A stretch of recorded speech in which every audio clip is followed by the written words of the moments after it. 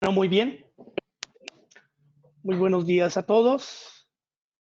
Nuevamente por aquí, con mucho gusto de que nos estén acompañando. Un saludo muy especial a todo nuestro auditorio que nos ha venido acompañando desde hace varias semanas en diferentes temáticas y diferentes tópicos, con el objetivo de ponerlos a reflexionar, que escuchen algunos tips que podemos darles en las diferentes temáticas. Pero al final, lo más importante es que tengamos herramientas y elementos para accionar. Nosotros hemos dicho en nuestra empresa que no quisimos ser parte de la crisis. Y entonces, lo único que nos lleva a esto es accionar, hacer cosas, precisamente para que no hayan tantas afectaciones. Es muy interesante ver que cada semana crece nuestro auditorio, es totalmente heterogéneo, nos acompañan de diferentes países, nos acompañan de diferentes empresas, de diferentes niveles de gestión en las organizaciones. Y para nosotros es un enorme gusto, es un placer poder tener este auditorio como el que estamos teniendo en este momento y sobre todo el día de hoy con un tema muy interesante que quisimos tocar, que es precisamente ese paralelo, esa educación, ese semillero de talentos que recibimos posteriormente en las organizaciones. Llámense desde la parte universitaria, profesional como tal, o desde la parte de especializaciones, estudios de posgrado, maestrías, doctorados, o incluso escuelas de negocios. Por eso es importante entender desde los especialistas cómo, cómo, qué va a pasar, a dónde nos está llevando esta pandemia, a dónde nos está llevando a cambio de prácticas, a cambio de ideas, a cambio de culturas, de filosofías, a muchos cambios que tenemos tanto en las empresas como, por supuesto, en las instituciones. Nos está acompañando el día de hoy tres personas que tienen un conocimiento muy interesante sobre esta perspectiva, sobre la educación precisamente. Y les voy a dar la palabra para que hagan una presentación a la licenciada Verónica Adriana Palma de PALEC, a Edgar González Olea de la Universidad de Anáhuac de México y a Jorge Iván Monsalve de la Universidad Javeriana y también está dando algunos programas en algunas instituciones aquí en México. Les doy la bienvenida y les pido por favor que nos ayuden con una presentación y por supuesto le damos la palabra a la dama. Hola, muy buenos días. Pues muchas gracias por la invitación a IMC. Muchas gracias a Juan Carlos Maya por la iniciativa. Como bien lo dijo él, podemos permanecer en la crisis y en el caos, o bien empezar a cuestionarnos y a generar ese pensamiento crítico para buscar alternativas y soluciones y salir más rápidamente de todo esto. Así es que bueno, pues me presento, soy Verónica Adriana Palma, soy presidenta de PALEC. PALEC es un pacto de honor, Pacto América Latina por la Educación con Calidad Humana. Este pacto está en 26 países y hasta el momento somos 188 miembros. Especialmente lo que busca es contribuir a la sociedad desde la educación, generando mayor conciencia, mayor compromiso social y, por supuesto, bueno, pues investigación para lograr alternativas que nos permitan avanzar de forma más eficiente. Así es que pues muchas gracias por la invitación. Soy mexicana. México es la matriz de PALEC y bueno, pues muchísimas gracias.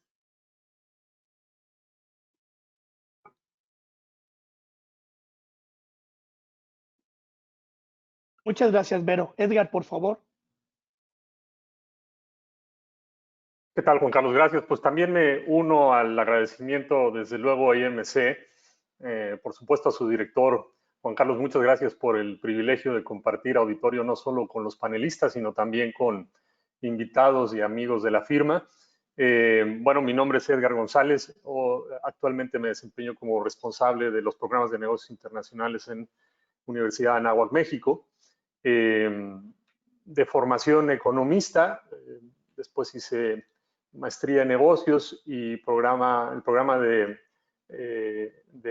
alta dirección del Instituto Panamericano de Alta Dirección de Empresa, que es donde de hecho tuve el gusto de conocer a Juan Carlos. Yo le dediqué pues prácticamente 20 años al servicio público, donde tuve la oportunidad de servir a mi país en distintas carteras, principalmente en las áreas de educación y finanzas públicas, en donde tuve pues el gusto y el privilegio de representar a México en la parte educativa ante el Grupo de Formación de Recursos Humanos del Mecanismo de Cooperación Asia-Pacífico, APEC, y en la parte de la red de educación financiera de la Organización de Cooperación y Desarrollo Económico, OCDE. Así es que hoy de verdad me entusiasma mucho la ocasión y reitero mi agradecimiento por la invitación, Juan Carlos. Gracias.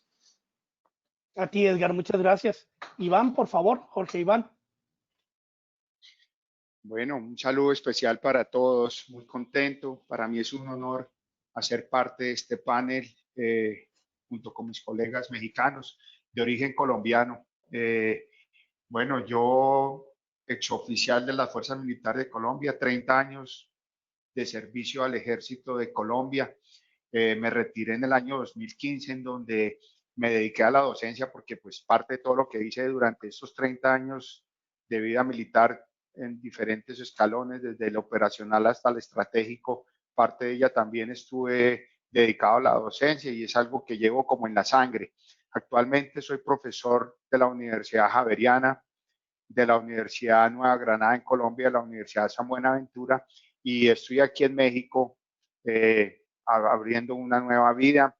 Aquí pienso hacer mi doctorado con la Universidad Anáhuac y ya estoy dictando unas clases con la Secretaría de Defensa Nacional de México y pronto también estaré dictando clases en el programa de la Maestría de Asuntos Internacionales de la Universidad Anáhuac. También con alguna experiencia en la parte educativa. Fui profesor invitado en el Instituto de Cooperación Hemisférica de los Estados Unidos y pues actualmente tengo una maestría en el Colegio Real de Defensa en Londres y un MBA de la Universidad de Arizona y una maestría en recursos humanos de la Universidad de Barcelona, con algunas especializaciones, especialmente en el área de la geopolítica y de las relaciones internacionales. Muchas gracias por la invitación y es una buena oportunidad para conocer y aprender de todos y bueno, tratar de llevar algunos mensajes que puedan ayudarle a nuestros asistentes. Muy bien, muchas gracias, Jorge. Finalmente, pues mi nombre es Juan Carlos Maya. Soy el director general de Integral Management Consulting, una empresa que buscamos agregar valor al desarrollo competitivo de las organizaciones y nuestras soluciones van enfocadas en el desarrollo organizacional, desarrollo comercial y desarrollo humano. Hacemos procesos de planeación y alineación estratégica, desarrollo de equipos para alto desempeño, desarrollo de habilidades de liderazgo, desarrollo de habilidades comerciales y de ventas, desarrollo de inteligencia y asertividad emocional, assessment center presencial, grupal e individual, hacemos programas de desarrollo a través del coaching ejecutivo, coaching relacional, identificación y diagnóstico de competencias, modelo de competencias, entrevistas por competencias y consultoría en general en las áreas de recursos humanos. Somos Master Franchise de Thomas International para México, que nos provee soluciones integrales de diagnóstico del talento, del liderazgo y de equipos para procesos de selección, retención, desarrollo, cultura y transformación. Y bueno, pues no los voy a distraer con más información de esto porque creo que tenemos un panel tan extraordinario, unos panelistas tan extraordinarios que yo quisiera abrir justamente este panel con algo que Creo que con pandemia o sin pandemia debe primar en la educación y debe primar en las empresas. Y es justamente esa calidad de la formación por un lado y por el otro lado los valores de la educación. Por supuesto que las instituciones educativas en este momento están contemplando diferentes modelos para que no haya una fuerte afectación, pero indistinto a eso, ¿cómo debería ser esa calidad educativa y sobre todo cómo debería alinearse la calidad educativa a los valores de la gente que está en los diferentes niveles instruccionales en las instituciones educativas? Y me gustaría que tú, Adri, como mujer iniciaras abrieras esta pregunta, por favor. Claro que sí. Bueno, pues muchas gracias. No, considero que es elemental regresar a valores universales. Si bien toda esta condición de pandemia, como bien lo dice Juan Carlos, ha evidenciado los problemas que ya teníamos. Hoy es momento de reforzar esfuerzos para que las instituciones educativas de nivel superior procuren fomentar a sus egresados valores universales, esos necesarios para reparar y fortalecer el tejido social, particularmente teniendo en cuenta el proceso de este traspaso generacional de dichos valores. En algunas ocasiones nos cuesta trabajo hoy comulgar con ellos porque teníamos un elemento muy importante para las sociedades antes, en donde los padres eran mucho más presentes. No con esto quiero decir que no lo sean hoy en día. Pero el ejemplo, las palabras dicen y el ejemplo arrastra. Nosotros empezábamos con todos estos valores, inclusive en la amistad, en la solidaridad, cuando podíamos tener un contacto mucho más común con todos, nuestra relación familiar, nuestra relación de primos, de amigos.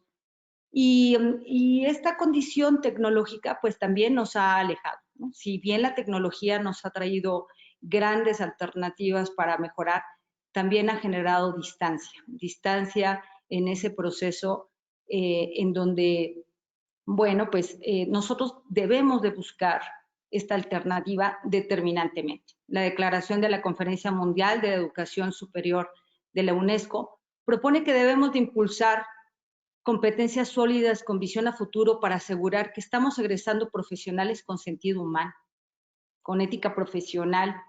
Y así, bueno, pues en nuestras manos está pues, la población joven, las nuevas generaciones, que tienen la oportunidad de estudiar una carrera universitaria, porque eso también no podemos olvidar. Es el poco porcentaje que puede realizar estudios universitarios. Y lo que demanda de nuestra parte es que sumemos el compromiso para que a través de actividades de responsabilidad social, es así como lo creemos en PALEC, desarrollemos conciencia ciudadana y adopten buenas prácticas y comprometamos a que incidan de una manera positiva en la sociedad.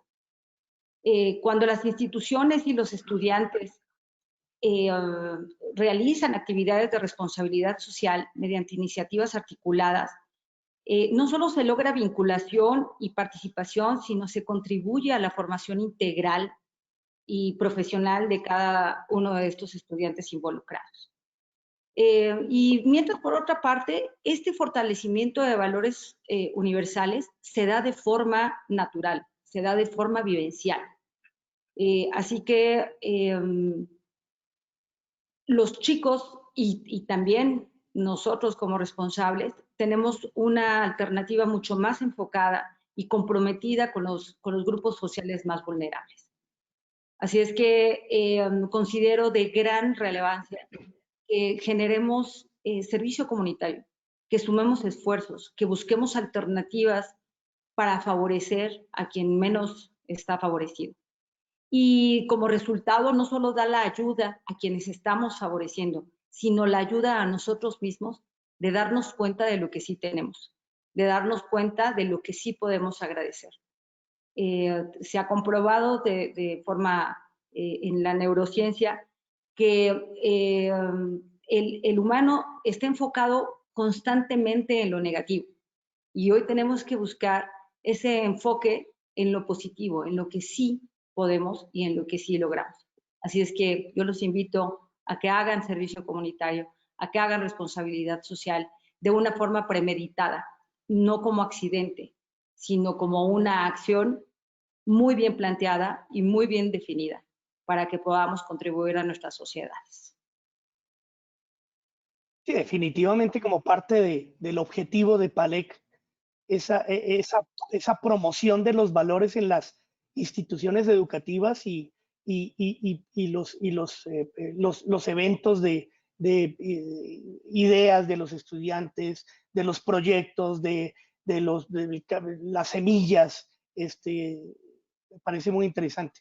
¿Cuál es tu opinión al respecto, Jorge Iván, precisamente hablando de lo que es la calidad educativa y los valores en estos momentos que estamos viviendo a nivel mundial? Bueno, pues yo de verdad que aplaudo esa iniciativa y aplaudo a instituciones como PALEC que siguen trabajando en este tema de los principios y valores, porque en realidad se han venido perdiendo con el transcurrir del tiempo y han pasado a un segundo plano o se han generado una cantidad de antivalores y no son tiempos fáciles, son tiempos geopolíticamente muy difíciles, álgidos, cambiantes, donde hay mucha competitividad, entornos muy volátiles, complejos, donde hay ambigüedad, donde hay mucha incertidumbre, lo que llamamos los entornos VUCA, ¿no? En donde necesitamos unos líderes muy responsables y muy enfocados en este tema de los principios y valores.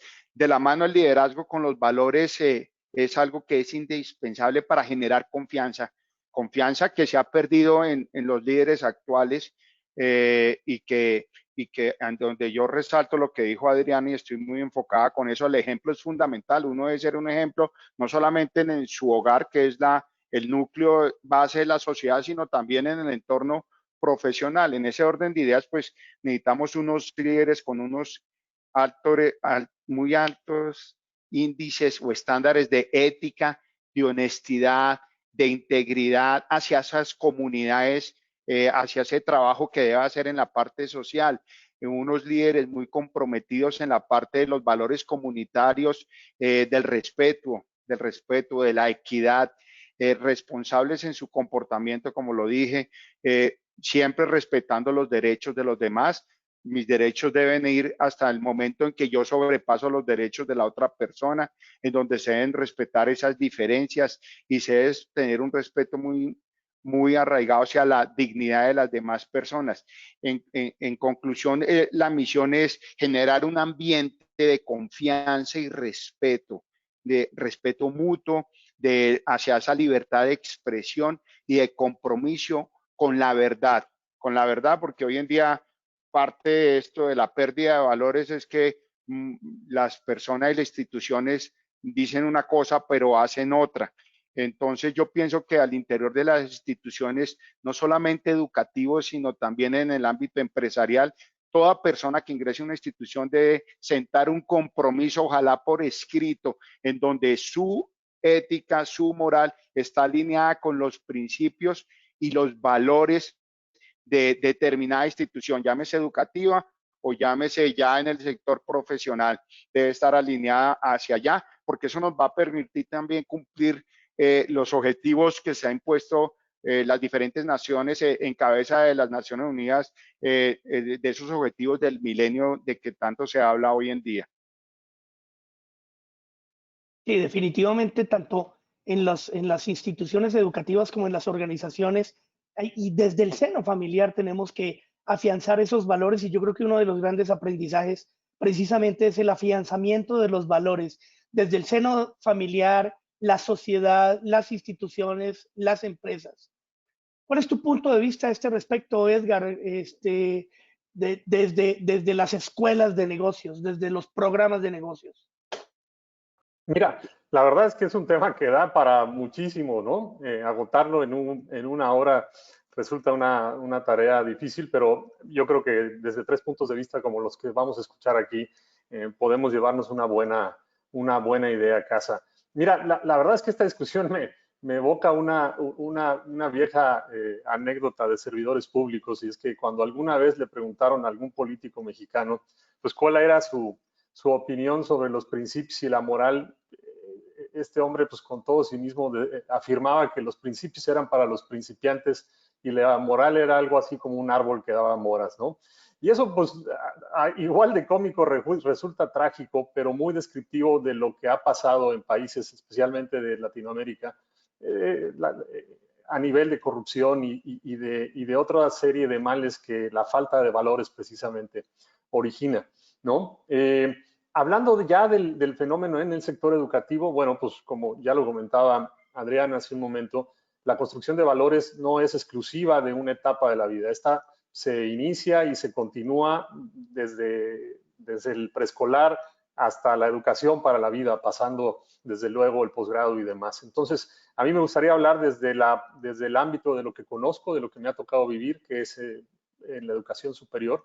Y ahí destacar que haciendo el paralelo con la crisis, digamos, con una crisis de magnitudes similares, si no iguales, a esta, pues fue la que tuvimos en 2008, la crisis de las hipotecas subprime, que generaron pues una caída sustantiva del Producto Interno Bruto global, ¿no? Muy profunda, prácticamente de 8 puntos del Producto Interno global.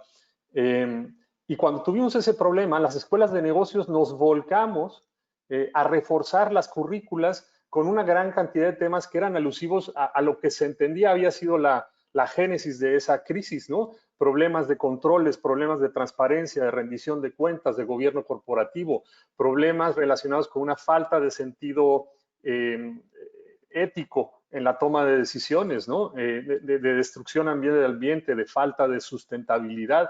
Y aventamos cursos a diestra y siniestra y retacamos los MBAs, retacamos las licenciaturas en administración, en negocios, con un montón de cursos de esos. Y lo cierto es que muchas de estas problemáticas no se han subsanado, ¿no? Hoy vemos otra vez, si le tomamos la temperatura al sector financiero, desde luego no en esta pandemia, pero previo a la pandemia, esos problemas no se han abatido, ¿no? Digamos, empezando por el tema de la inequidad en la distribución del ingreso, ¿no? Teníamos uno a nivel de 2008 en la pandemia, previo a la pandemia, y en el 2019, justo antes de entrar a esta crisis, el problema seguía creciendo. Entonces, ¿qué va a suceder 2020 posterior a la crisis? ¿Cómo deberíamos reflexionar sobre estos temas en el ámbito de las escuelas de negocios? Y esto nuevamente es una reflexión interna, propia, en algunos casos propia. Pues es que no solo se trata de retomar esas enseñanzas, ¿no? En cuanto a valores que ayuden a prevenir crisis en lo sucesivo, sino aprovechar todo este escenario de recambio y de reflexión para traer otros valores o otros temas a la mesa que son igualmente importantes, ¿no? En esta misma pandemia tenemos el tema de los derechos de las minorías, de la cuestión racial.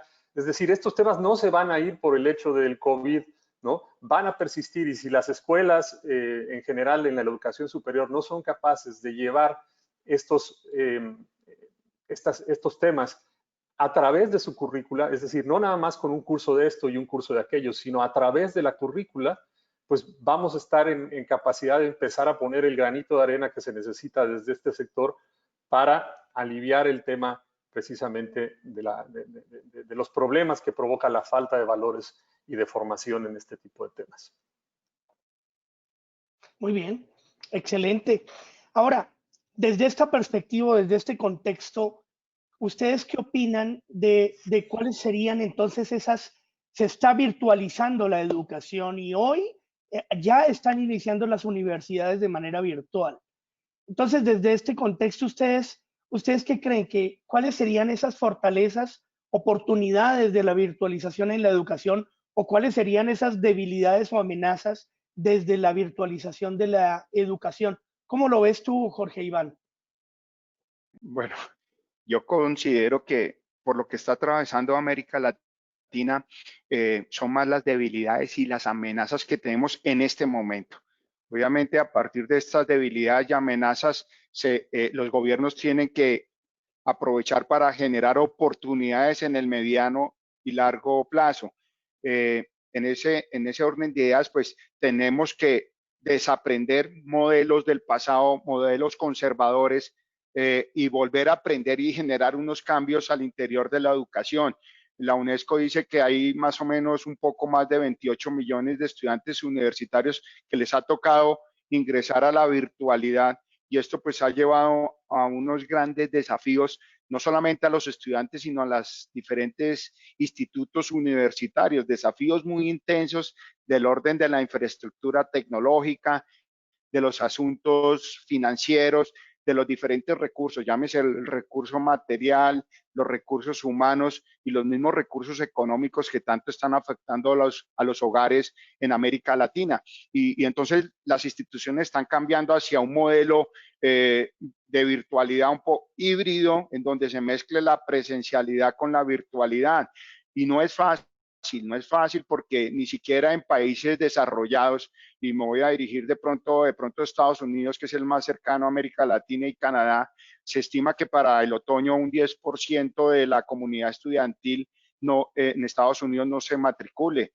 Igualmente, en una encuesta que hizo la Asociación de Docentes de Canadá, hay 30% de sus alumnos que están pensando o están reevaluando qué van a hacer en el próximo semestre. Ahora, en América Latina, el problema puede ser mayor o dimensionalmente mucho más grande, sobre todo por las condiciones económicas de nuestros países. Sin embargo, países que van a la vanguardia, digamos, en la parte económica y educativa, como en Chile, pues ha tenido una afectación el sector educativo grande. Entonces, todas estas debilidades se ven manifestadas en que hay recortes en los salarios de los profesores, han perdido el empleo algo más del 10% de los profesores en Chile. En Colombia no ha sido la excepción. Las universidades públicas y privadas están pidiendo equidad en el gobierno en los auxilios que se entregan a los diferentes sectores, que les den los mismos auxilios que le dan a los sectores empresariales, también al sector educativo. En Chile están con muchos problemas, no estaban listos para enfrentar este problema y enfrentar los desafíos en términos tecnológicos. Los docentes no tenían una buena preparación hacia los nuevos modelos virtuales, y muchas universidades en Perú les tocó cerrar sus programas. En Brasil venían en un auge, muchos alumnos querían ir a estudiar a Brasil porque había financiamiento en los programas de educación. Hubo una década que hubo un apoyo que superó el 100%, llegó hasta el 145% de mejoras, pero que hubo un recorte. Entonces esto llevó a unas limitaciones. Y en América Latina, en términos generales, pues el área rural tiene deficiencias en el acceso remoto y en condiciones. Entonces son más los desafíos y las debilidades. Muy bien, muy bien. Siguiendo con esto, Edgar, ¿tú qué opinas de esas oportunidades o fortalezas que pueda generar la virtualización o debilidades y amenazas? Mira, a mí también me provoca una reflexión en el antes y el después. Es decir, el modelo educativo universitario pues tiene 1000 años de vigencia. O sea, desde la Universidad de Bolonia, que me parece que fue la primera, hasta el día de hoy, el modelo en esencia sigue siendo el mismo. Es decir, una persona que se pone al frente de un grupo y da sus conocimientos al grupo que los toma y en algunos casos los transforma, ¿no? Pero, sin embargo, tenemos ya unos 10 años donde ese modelo pues está en el borde de la disrupción. ¿Qué quiero decir? Desde hace 10 años surgen estos modelos de educación masiva en línea, o MOOCs, como se les conoce en inglés, y eso provoca que se empiece a cuestionar, ¿no?, el modelo tradicional presencial universitario. Y es como una batalla entre tecnología y la inercia, pues, de tantísimos siglos de un modelo que ha sobrevivido, pues, cismas en la iglesia, terremotos, desastres naturales, modelos capitalistas, modelos socialistas. Entonces, pues, la verdad es que persistía, o no sé si hablar todavía en términos presentes, las cosas están cambiando tan rápido, pero por lo menos hasta antes de la pandemia persistía las inercias del modelo presencial. O sea, el consenso generalizado era que una educación presencial pues tenía ventajas, ¿no? O una propuesta de valor superior por encima del modelo en línea, ¿no? La verdad es que yo creo que aquí sí se va a decantar pues las cosas de una manera diferente después de la pandemia, porque esta virtualización forzada, esta manera de entrar explosivamente al modelo virtual, porque no tuvimos de otra, pues va a generar que los problemas que teníamos antes de la virtualización, estoy generalizando, pero por hablar de tres grandes problemas, que era pues, la elevación acelerada de los costos educativos, ¿no? La inflación educativa de los países en desarrollo, y es mucho, por mucho más superior a la inflación, digamos, estándar, ¿no? O sea, aquí en México traíamos inflaciones del 3, 4%, la inflación educativa era 2, 3 veces eso, o sea, la inflación en los servicios educativos. Teníamos problemas de brecha en cuanto a capacidades, ¿no? Nuevamente, la tecnología estaba generando una demanda de capacidades que estaba por delante de la posibilidad de muchas universidades, particularmente en países desarrollados, de proveerla. Y finalmente un tema de empleabilidad. Ahí estaban los problemas antes de la pandemia, ¿no? Entonces, si podemos aprovechar el modelo virtual y esta necesidad de aprender nadando, porque nadie nos lo enseñó a muchos de nosotros, pues podemos atacar esos tres problemas a través de la virtualización. Es decir, generando modelos de bajo costo pero de alta calidad, solucionando con ello otro problema importante de la educación superior, que es el de acceso, ¿no? En segundo lugar, haciendo más pertinente la enseñanza con las necesidades de la industria, ¿no? A partir de la virtualización. Y finalmente, pues mejorando el modelo, que es lo que le falta quizás a estos programas en línea o esta educación en línea, de credencialización y verificación de las competencias que da una educación, ¿no? Si eso lo podemos lograr como sistemas educativos nacionales, entonces vamos a poder aprovechar y hacer algo positivo de esto. Si no, bueno, pues las diferencias se van a seguir profundizando y los problemas no solo van a seguir ahí, sino que se van a agravar.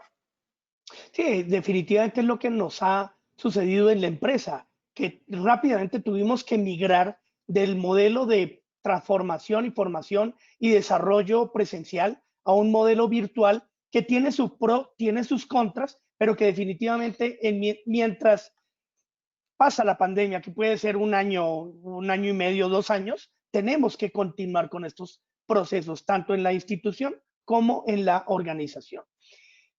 Ciérranos este tema, Adri, por favor. Miren, yo considero que finalmente, como todos lo han mencionado, esto nos sorprendió. Y tenemos que ser muy conscientes de que lo que estamos haciendo es reaccionando. Aún no estamos generando verdaderos, ni siquiera propuestas para resultados de otro nivel. ¿Qué es lo que hicimos? Fue reaccionar. Y eso también hay que reconocerlo. Yo reconozco públicamente a los docentes, porque mis respetos para ellos. De verdad, en esta brecha, porque se genera una brecha generacional mucho más grande, en donde muchos de los docentes, la mayoría de ellos, no tienen habilidades y destrezas en el ámbito tecnológico. Y si las tenían, no para dar clases, porque a nosotros mismos nos sucedió. Por lo menos a una servidora sí, en algún momento utilizabas Skype, utilizabas alguna de las plataformas, pero no trabajabas en plataformas. No hacías toda tu labor por medio de una plataforma. Entonces, rápidamente tenemos que aprender, rápidamente tenemos que ir generando esta habilidad para poder manejar, solamente para manejar el proceso tecnológico. Después de eso, bueno, ¿cómo es que llamo yo la atención, permanezco con la atención de mis estudiantes? En línea. Altamente complejo. Pero además, en esta brecha generacional de la que hablaba, ellos son mucho más hábiles y mucho mejores en el ámbito tecnológico, porque ellos nacieron con la tecnología.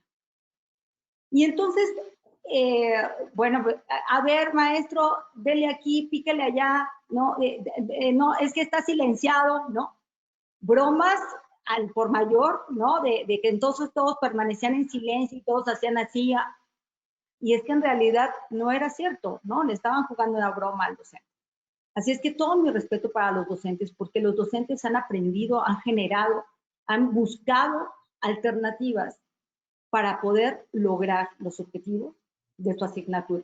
Pero sobre todo, la formación de esos estudiantes. Y entonces, es una primera parte en donde estamos reaccionando, en donde estamos habilitando ese proceso. Por supuesto, no todos tienen esa facilidad. En Latinoamérica, bueno, corrió por todas partes aquel video de los chicos peruanos que tenían que caminar kilómetros de distancia para poder captar la señal y tomar clases de escuela básica. Y eso es una realidad. Entonces, en gente que tiene un mejor nivel socioeconómico, se mencionaba, ¿no? Bueno, sí, nada más que en casa no tenemos 4 o 5 computadoras para dar abasto a que todos estén en línea conectándose a sus clases. Porque unos se conectaban a clases, los hijos, y la mamá y el papá también se conectaban a sus oficinas, a su labor que les correspondía. Así es que esto solamente es la primera parte. Creo que aquí a mí me gustaría mencionar lo que pudiese ser una alternativa. Y es, primero, los gobiernos tienen que apostarle a la tecnología. Así como en algún momento en México y en algunos países de Latinoamérica, lo que hicieron fue generar por medio de televisión y por medio, y hoy lo aprovechó, por ejemplo, México aprovechó esta situación de que en todas partes hay televisión. Bueno, pues entonces implementar la educación por medio de televisión en mucha escuela, en gran parte de la escuela básica. Bueno, pues entonces también buscar que hoy la tecnología, hoy Internet, sea un consumo básico, porque en eso se está convirtiendo, porque la educación es un derecho. Y si la educación se pretende implementar en una condición híbrida, en una condición dual, bueno, pues se necesita primero generar esas infraestructuras necesarias para que la mayoría tenga derecho a esa educación. Y para concluir, bueno, pues considero que siempre se debe manifestar una situación y no olvidar que las instituciones educativas a cualquier nivel es una formación humanista. Y entonces no podemos olvidar que en ese proceso humanista tiene que haber presencialidad también, forzosamente. La tecnología tiene que ser una herramienta, pero el proceso de enseñanza-aprendizaje es un proceso humanista que tiene que ser de humano a humano, así lo considero yo. Muy bien, muy bien. Edgar, ¿tú crees que entonces va a crecer más la desigualdad educativa en Latinoamérica? Digamos, ¿ha crecido la desigualdad? ¿Hacia futuro creeríamos que va a crecer más la desigualdad educativa en América Latina?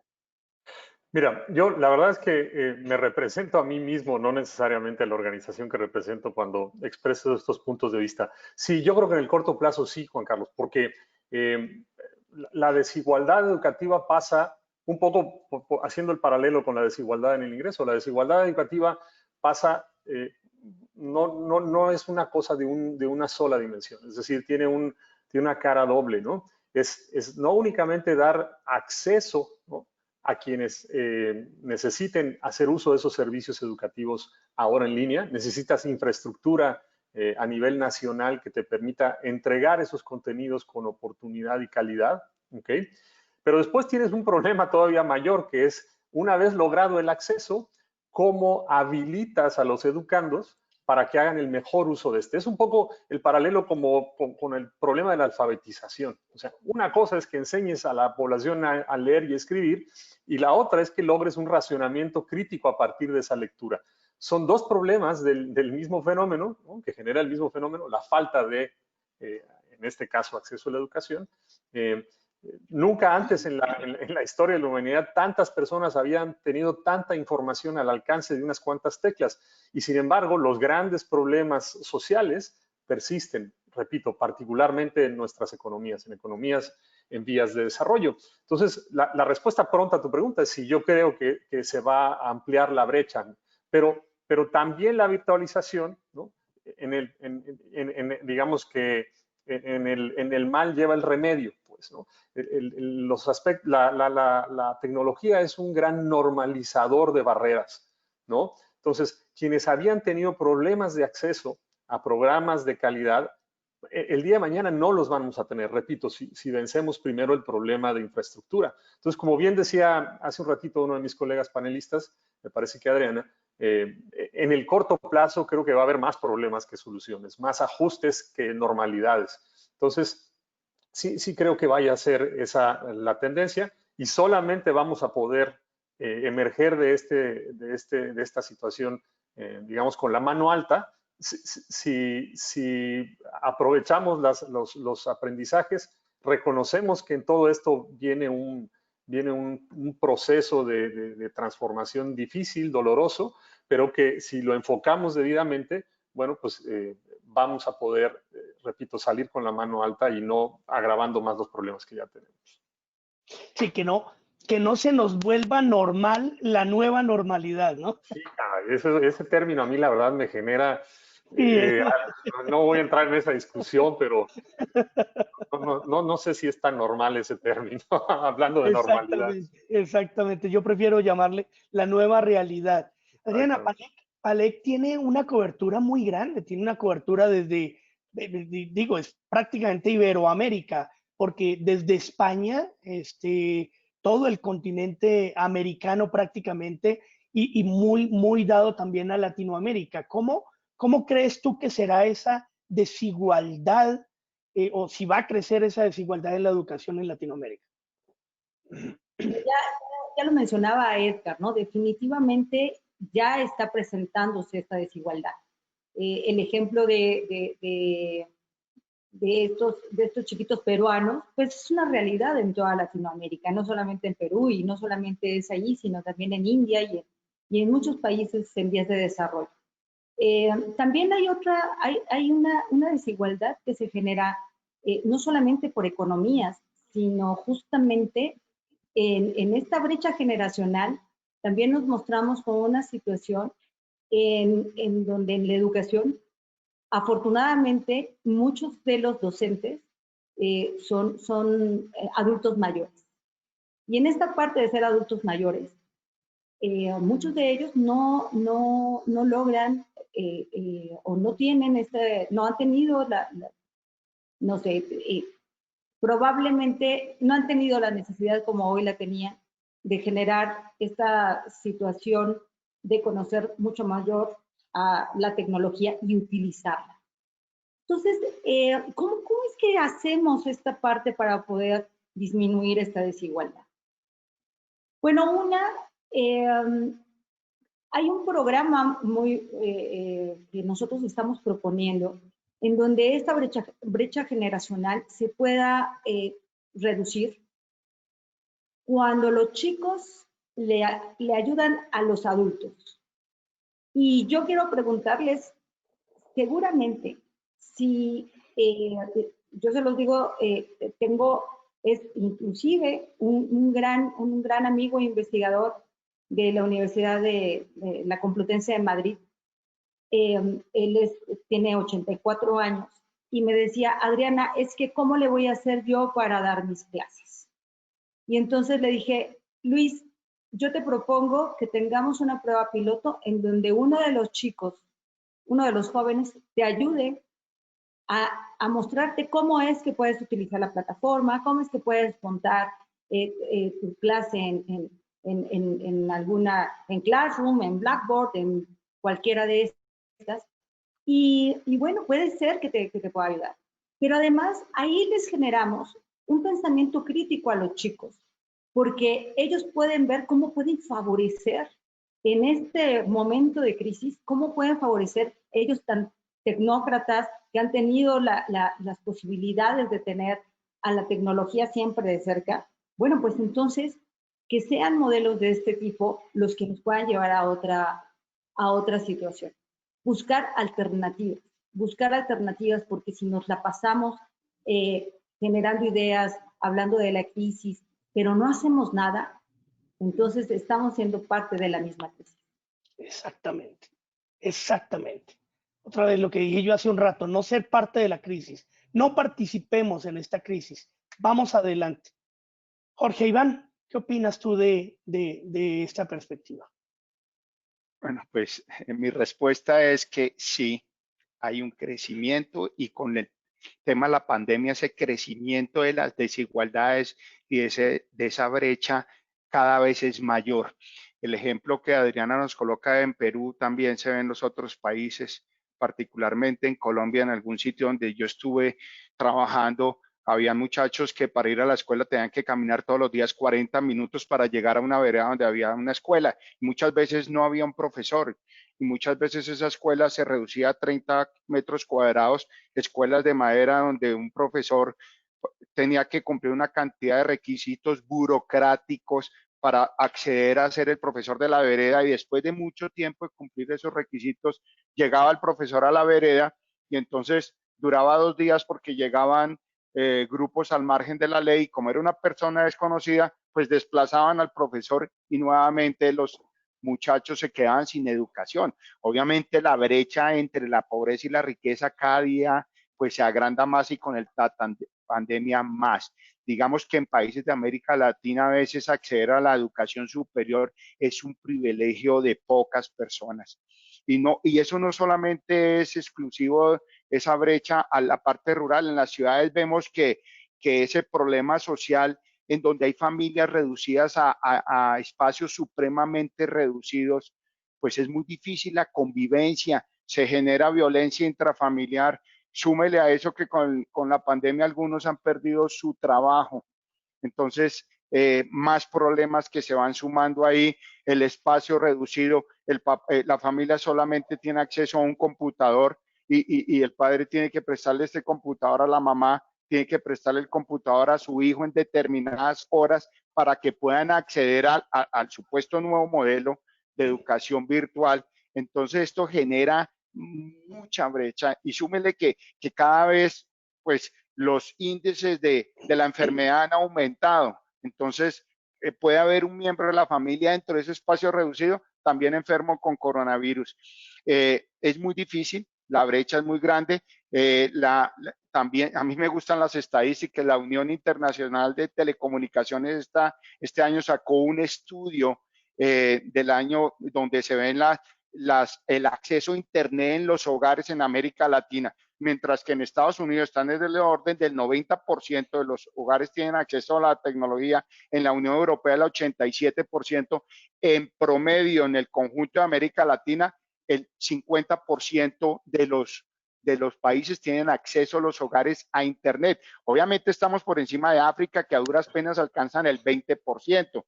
Pero esto es un llamado a la atención a los gobiernos, es que hay que apoyar y hay que incrementar esa infraestructura tecnológica, porque el país que más está avanzado en esto, que es Chile, a duras penas alcanza el 80%. México y Colombia, que son países que están en la vanguardia en la parte económica, están por el orden del 50%, pero países del Caribe como Cuba, Nicaragua, Bolivia, que son países rurales, pues el índice es supremamente bajo, alcanza el 30%. Entonces las desigualdades sí son mayúsculas.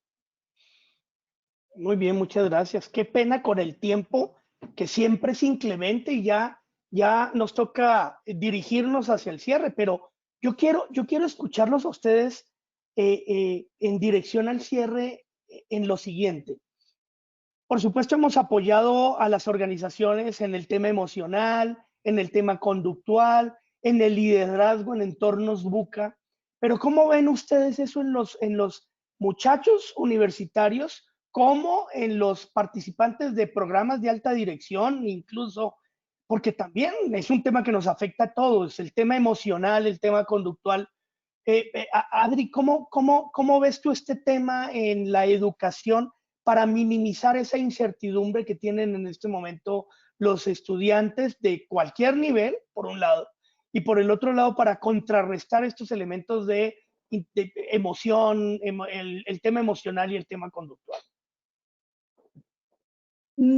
Yo considero que hemos pasado por 3 fases en este confinamiento, ¿no? Porque la pandemia no sabemos cuánto nos va a durar, pero en este confinamiento. Y el primero fue de miedo. El primero fue de miedo porque nos enfrentamos a algo verdaderamente relevante, se llama muerte. Entonces, lo primero que había que asegurarse es de poder estar a salvo, o por lo menos dar las condiciones que nos favorecieran para estar a salvo. Este miedo nos lleva a sobrevivencia, y la sobrevivencia nos genera un pensamiento crítico que nos puede llevar fácilmente a la conciencia. Por eso dicen que en época de crisis es el mejor momento para crecer. Y entonces, después de este miedo, vamos a la segunda fase, que es el aprendizaje. Y aprendimos a hacer muchas cosas, como esto de la tecnología que estamos hablando hoy. Seguramente todos los que estamos en este panel éramos unos cuando iniciamos la pandemia en el uso de las tecnologías, y hoy estamos siendo diferentes. Hoy buscamos hacer cosas diferentes. Las organizaciones buscamos hacer las cosas de forma diferente. A esto nos llevó la crisis. Y después del crecimiento, si nosotros desaprovechamos este momento coyuntural que nos puede elevar conciencia para hacer las cosas de otra forma, entonces yo considero que sí estamos perdidos. A mí me preocupa mucho que en este regreso, yo veo un regreso como si estuviésemos regresando de vacaciones, como si no hubiese pasado nada. Y yo me pregunto, ¿necesitamos verdaderamente haber tenido un golpe de alto impacto en nuestras vidas para poder generar esa conciencia? Buscamos entonces que cosas tan importantes como es favorecer a otros. ¿Qué hicimos? Lo que hicimos fue salvaguardar nuestra integridad y poder favorecer a nuestra familia. Después de esa familia, se nos complicaron las cosas para ayudar a mucha gente más, porque nos quedamos con pensamiento muy corto. Pero ¿qué pasa entonces si nosotros, por ejemplo, nosotros lo estamos haciendo, no podemos hacer servicio comunitario hoy porque nuestros jóvenes no pueden ir a nuestras organizaciones a las que favorecemos? Pero sí podemos llevarles víveres, sí podemos generar una constante, porque entonces si yo salgo al súper, puedo salir al súper para mí y para muchos otros, para la gente mayor, para la gente enferma. Tenemos que hacer mayor comunidad. Tenemos que ser y dejar de ser tan egoístas. Hoy considero que una de nuestras graves condiciones es que todo está puesto y nuestros sistemas están puestos en la economía. Y en este punto económico nos ha llevado a un desborde que nadie puede alcanzar. Por ejemplo, esta parte del bullying, en mucho es porque tienen que crecer a las economías que va la sociedad demandando. Un sociólogo lo escuchaba y decía, bueno, ¿cómo es que antes las familias podían otorgar a los chicos, tenían 10 hijos? ¿Cómo es que podían mantener a una familia con 10 hijos? Porque les daban lo que necesitaban. Tenemos que enfocarnos en otorgar lo que necesitamos, no lo que queremos. Tenemos que generar esa comunión, esa empatía. Tenemos que dejar de pensar solamente en nosotros mismos. Tenemos que generar esa ayuda, pero verdaderamente desde el corazón. No es dar lo que nos sobra, es verdaderamente dar lo que podemos contribuir. ¿Cuántos de nosotros podríamos favorecer en esta condición a favorecer a uno más? A uno más que no sea de nuestra familia, que no sea de nuestro entorno, que no sea a uno. Este mundo sería diferente. Si nosotros desde ese punto dejamos de ver solamente nuestra condición dejamos de tener el enfoque sobre nosotros mismos, las cosas cambiarían. Y entonces nuestra situación emocional sería otra. ¿Por qué? Porque evaluamos rápidamente lo que valoramos lo que sí tenemos, agradecemos lo que sí tenemos y entonces vamos a otro nivel, a aportar y a contribuir lo que sí podemos hacer para otros también. Eso nos cambia emocionalmente toda nuestra perspectiva. Muy profundo, Adriana, muy profundo lo que acabas de decir, como para que nos motivemos a mover montañas. Jorge, ciérranos este tema con tu perspectiva, Bueno, por favor. yo pienso que a los alumnos en el orden educativo, para cerrarle esas incertidumbres que tienen y que se vea más la productividad en la parte educativa y también en la profesional, pues debemos enseñarles algo más de cómo regular el tiempo, a ser más disciplinados, todo esto mediante un reforzamiento de tipo positivo, porque se ha visto un término que yo le llamo la anarquía virtual, como decía Adriana hace rato. Estamos al otro lado de la pantalla, yo no estoy viendo a la persona. Yo no sé qué está haciendo él, no sé qué está pensando él, no sé, no contestan, no encienden la cámara porque no hay una normatividad, no hacen preguntas. Entonces, el docente que está a este lado no sabe si la persona que está allá aprendió algo, uno no sabe si están en un espacio que facilite la educación o si están simplemente sentados en la cama, qué distracciones tienen como el celular, como el televisor. Entonces, en esto ya han trabajado algunos países desarrollados hace más de 10 años y son las clases invertidas o las flipped classroom, en donde ya el alumno ya no es una cátedra magistral solamente, sino que el alumno pasa a ser una persona de una actitud pasivista, de estar ahí sentado escuchando, a ser una persona más activa, pasa a ser el protagonista de la clase, pasa a emplear el tiempo, ahora que con este problema de pandemia debe pasar a organizar él la clase, a desarrollar los conceptos y ya en la reunión, llámese virtual o llámese presencial, porque nada va a cambiar la presencialidad, el face to face no lo cambia nadie y ya yo creo que coincidimos en esto, pero las clases van a ser más inteligentes y eso en el 2012 yo lo experimenté en el Colegio Real de Defensa, de modelos tradicionales conservadores, a llegar a encontrarme a aulas pequeñas de 8 alumnos en donde uno preparaba la clase allá y el profesor se convierte más en un facilitador donde los alumnos entran a interactuar. Todos aprenden y desarrollan las preguntas y entonces se da ese intercambio de la diversidad, del conocimiento, de las experiencias, en donde van a las competencias blandas que tanto necesitan hoy las empresas y que se está hablando, se van a desarrollar más rápido y el profesor se vuelve un facilitador de experiencia y eso es algo que motiva porque los que ya somos más viejitos y tenemos canas, pues la experiencia vale mucho, que en algunos países de América Latina a veces la experiencia no es valorada. Entonces, ¿qué pasa? El profesor con experiencia empieza a facilitar que ellos den a conocer sus experiencias desde sus campos profesionales. Estoy hablando de educación de posgrado, que es más difícil porque nosotros no nacimos en la virtualidad, mientras que los niños aprenden más rápido en la virtualidad y para ellos va a ser mucho más fácil esto y eso va a ser un término de motivación hacia los alumnos para cerrar esa incertidumbre y volver el campo educativo más productivo y que esa productividad se vea reflejada en los resultados profesionales dentro de las empresas. Muy bien, gracias, Jorge. Y Edgar, ciérranos el panel con tu respuesta a este respecto, por favor.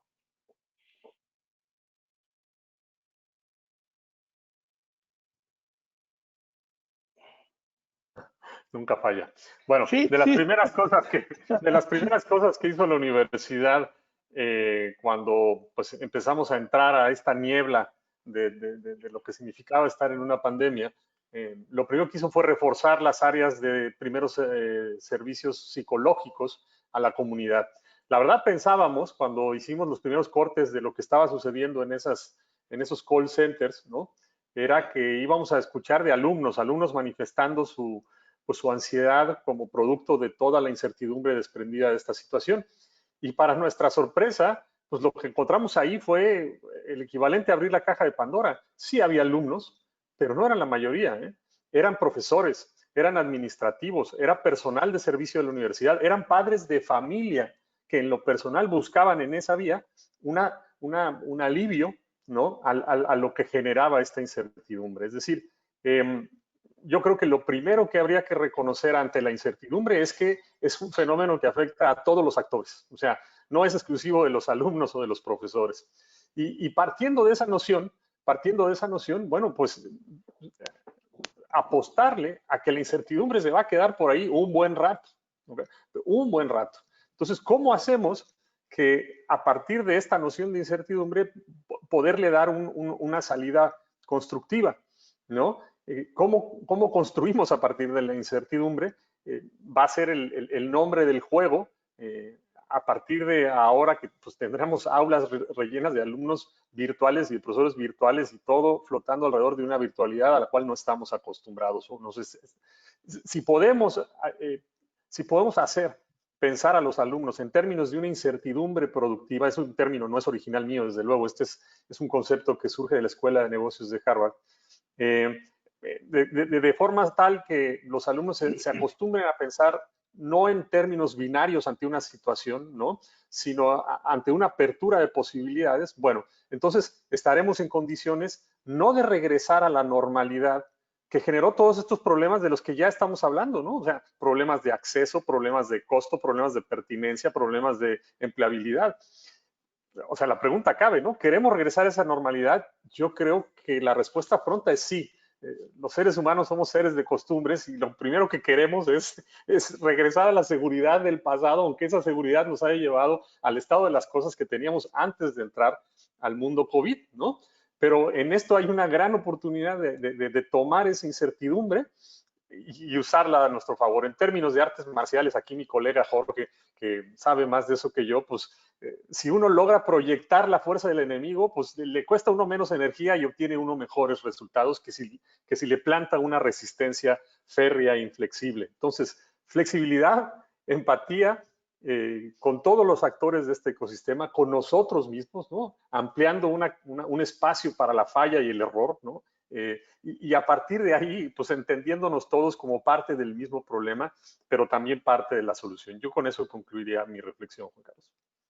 Muy bien, no, yo les agradezco mucho por este panel y por esta conversación prácticamente que hemos tenido durante esta hora. Vamos a dedicar los últimos minutos a ver si tenemos preguntas de parte del auditorio para cerrar, pero creo que al final del día, pues los objetivos que siempre tenemos en mente, que es hacernos reflexionar en una hora, en una corta hora, hacernos reflexionar, llevarnos algo de aprendizaje, pero sobre todo dar el paso hacia adelante y accionar.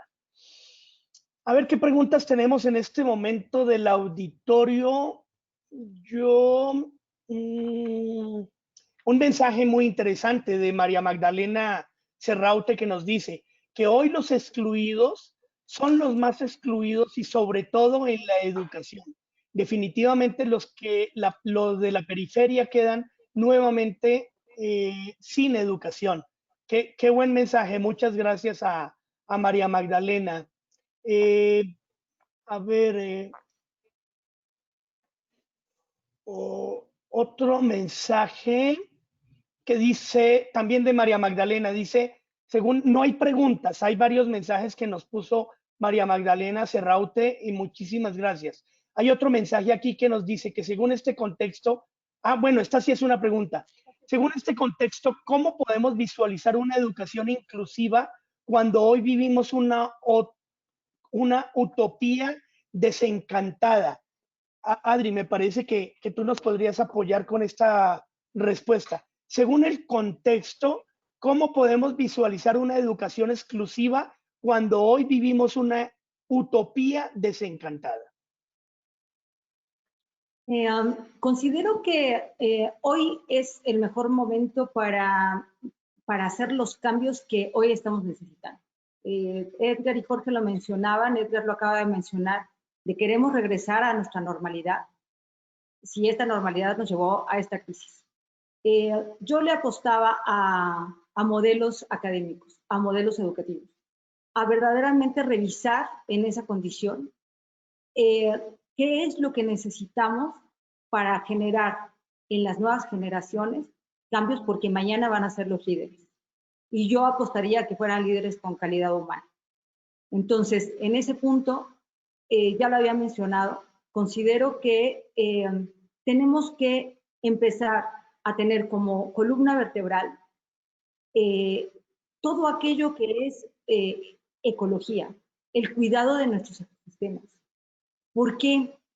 Porque si nosotros seguimos como columna vertebral las economías, entonces cada vez es más grande la brecha y la distancia. Hoy hace unos días saqué una situación para este panel en donde dice el número de pobres aumentó en la última década desde los 40.5 millones hasta los 52.4 millones para 2018. Wow. Entonces, no nos ha funcionado lo que hemos venido haciendo, montando todos nuestros esfuerzos sobre la economía. Yo considero que debemos de montarlos sobre el cuidado de los ecosistemas. ¿Para qué? Para que sigamos teniendo cómo dar avante a esta situación. Si no tenemos en dónde vivir, si no tenemos los recursos que nos genera la propia economía, entonces no vamos a ir mucho más lejos. Y una cuestión más, pensamiento crítico. Tenemos que hacer que nuestras generaciones se vayan hasta pensamiento crítico. Ellos ya lo son, ¿eh? Ellos, una de sus características es que se cuestionan, se preguntan. Ellos no aceptan la información y la dan por un hecho. No, al contrario. Se cuestionan constantemente. Y este pensamiento crítico tiene que ir a pensamiento crítico, después a compromiso y después a acción. Que sean disruptivos. Yo es lo que les recomiendo. Hoy, hacer cambios hay que ser valientes para hacerlos, pero hoy los necesitamos. Entonces, no queremos regresar a la nueva normalidad, no queremos la vieja normalidad, queremos en realidad una realidad que genere crecimiento en la contribución de mejores sociedades. Así es que pensamiento crítico, compromiso, acción.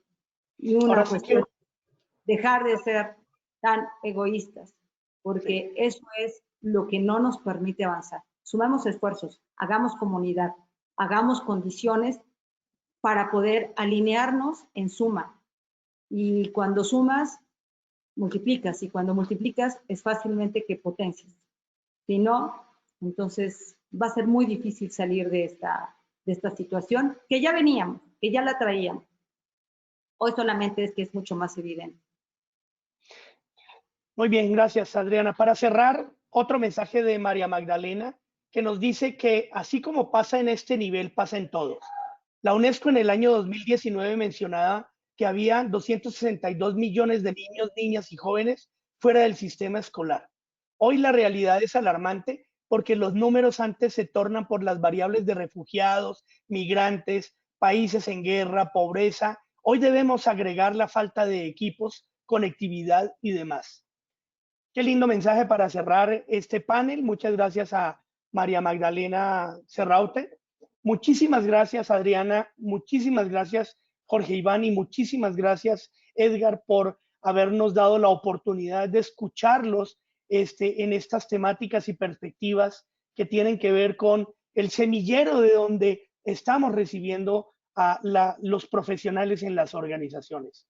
Les doy un agradecimiento muy grande también a todo nuestro auditorio. Vamos a hacer un descanso las próximas 2 semanas y posteriormente ya vamos a abrir un nuevo ciclo de paneles para poderles entregar a ustedes estas reflexiones.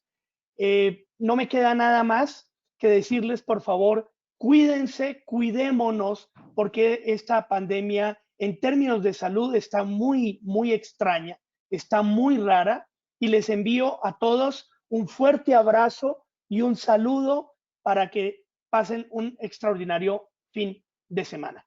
Muchísimas gracias a todos y nos veremos en una próxima ocasión. Muchas gracias por compartir panel. Gracias. Gracias igualmente a ustedes y a Muchas quienes nos gracias. acompañaron. Muchas gracias al auditorio. Muchas gracias, Juan Carlos. Muchas María gracias. Magdalena, muchas gracias por las reflexiones, muy importantes.